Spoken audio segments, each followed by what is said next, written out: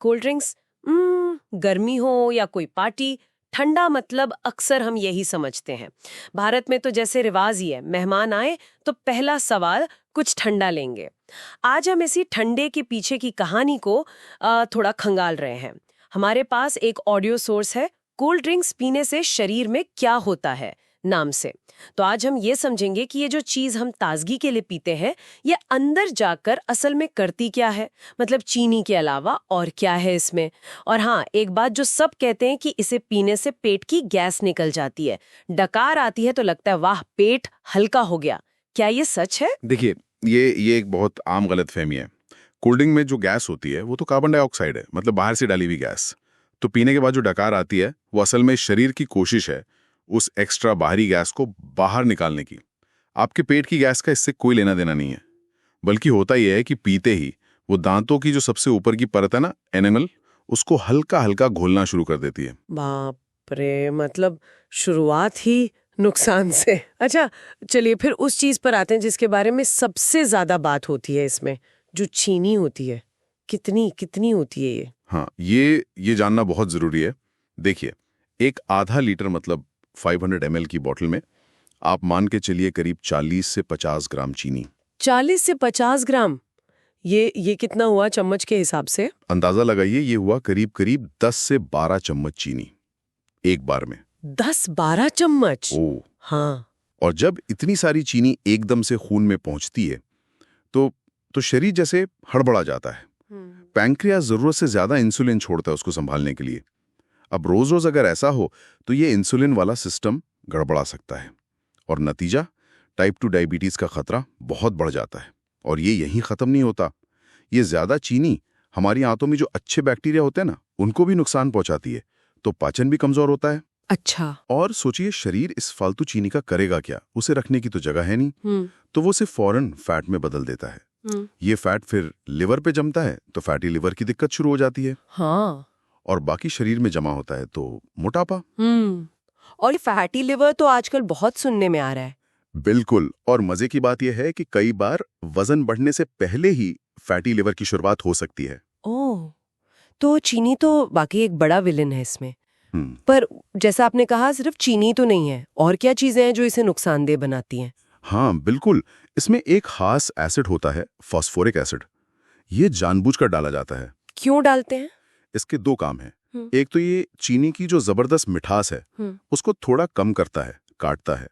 और दूसरा एक एक तेज सा हल्का खट्टा सा स्वाद देता है, जिसे टैंगी कहते हैं। अच्छा। लेकिन इसका एक साइड इफेक्ट है। ये शरीर में कैल्शियम के एब्जॉर्प्शन, मतलब कैल्शियम को सोखने की प्रक्रिया में रुकावट डालता है। तो आप भले ही कैल्शियम वाली चीजें खा रहे हो, दूध पी रहे हो, ये एसिड उसे हड्डियों तक ठीक से पहुंचने नहीं देता। नतीजा, हड्डियां कमजोर हो सकती हैं।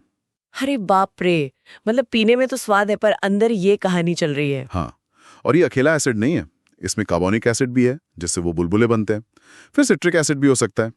तो ये फॉस्फोरिक, कार्बोनिक, सिट्रिक, ये सारे एसिड मिलकर सीधा दांतों के इनेमल पर हमला करते हैं। इनेमल दांतों की सबसे मजबूत परत होती है, और ये एसिड्स उसे धीरे धीरे गला सकते हैं। ये तो सुनने में ही डरावना है। अच्छा, एक और बात कही जाती है कि इसकी लत लग जाती है। क्या ये बस ऐसी है या इसमें भी कोई साइंस है? नहीं नहीं, ये सिर्फ कहने की बात नहीं है। इसके पीछे बाकायदा दिमाग की केमिस्ट्री काम करती है। इसमें जो चीनी है और अक्सर कैफीन भी होता है, ये दोनों मिलकर दिमाग में डोपामाइन नाम का केमिकल रिलीज करवाते हैं। डोपामाइन? ये तो वो फील गुड वाला केमिकल है ना? बिल्कुल वही, जिससे हमें खुशी या इनाम मिलने जैसी फीलिंग आती है। तो कोल्ड ड्रिंक पीकर थोड़ी देर के लिए ताजगी लगती है, अच्छा महसूस होता है। हाँ, होता तो है। लेकिन प्रॉब्लम यह है कि ये असर थोड़ी देर का होता है। जैसे ये खत्म होता है, शरीर और ज्यादा थका हुआ महसूस करने लगता है, और दिमाग को फिर से वही अच्छा महसूस करने की तलब होती है। और बस यहीं से वो चक्र शुरू हो जाता है। फिर पीने का मन करता है, फिर पीते हैं, फिर थोड़ी देर अच्छा लगता है, और धीरे धीरे ये आदत लत में बदल सकती है। तो ये सॉफ्ट ड्रिंक नाम कितना कितना धोखा देने वाला है ना, जबकि असर तो काफी हार्ड हो रहा है। सही कहा, बिल्कुल। अच्छा, और अगर कोई इसे लंबे समय तक पीता रहे, सालों साल, तो क्या कोई और बड़े स्वास्थ्य जोखिम भी जुड़े हैं इससे? हाँ, बिल्कुल जुड़े हैं। देखिए, इन ड्रिंक्स को लंबे समय तक खराब होने से बचाने के लिए इनमें कुछ केमिकल्स मिलाए जाते हैं, जिन्हें प्रिजर्वेटिव कहते हैं। जैसे एक आम प्रिजर्वेटिव है पोटेशियम बेंजोइट। अब चिंता की बात यह है कि ये केमिकल शरीर के अंदर जाकर बेंजीन में बदल सकता है। बेंजीन, ये नाम सुना हुआ सा लग रहा है। हाँ, बेंजीन एक जाना माना कार्सिनोजन है, मतलब ऐसा तत्व जो कैंसर पैदा कर सकता है। क्या मतलब कैंसर का खतरा भी? हाँ, ये एक संभावित खतरा है, खासकर अगर आप बहुत ज्यादा और लंबे समय तक पीते हैं। और इसके अलावा वो जो इनमें अलग अलग रंग होते हैं, लाल, नारंगी, हरे, वो कैसे आते हैं? आर्टिफिशियल रंगों से। हाँ, दिखने में तो बड़े आकर्षक लगते हैं। बिल्कुल, लेकिन कई स्टडीज बताती हैं कि इनमें से कुछ आर्टिफिशियल रंग भी कार्सिनोजेनिक हो सकते हैं। तो सवाल ये है कि सिर्फ अच्छा दिखने के लिए क्या हम कैंसर जैसी गंभीर बीमारी का खतरा मोल लेने को तैयार हैं? उफ, तो अगर हम पूरी बात को एक बार फिर से देखें, बहुत सारी चीनी जिससे डायबिटीज, मोटापा, फैटी लिवर का डर, फिर एसिड्स जो दांतों को गला रहे हैं, हड्डियों को कमजोर कर रहे हैं, फिर वो डोपामाइन वाला चक्कर जो लत लगा सकता है, और ऊपर से प्रिजर्वेटिव्स और रंगों से कैंसर तक का संभावित खतरा। ये सब कुछ एक बॉटल में? हाँ, ये सब कुछ उसी एक बॉटल में है जिसे हम अक्सर बस ठंडा समझकर पी लेते हैं।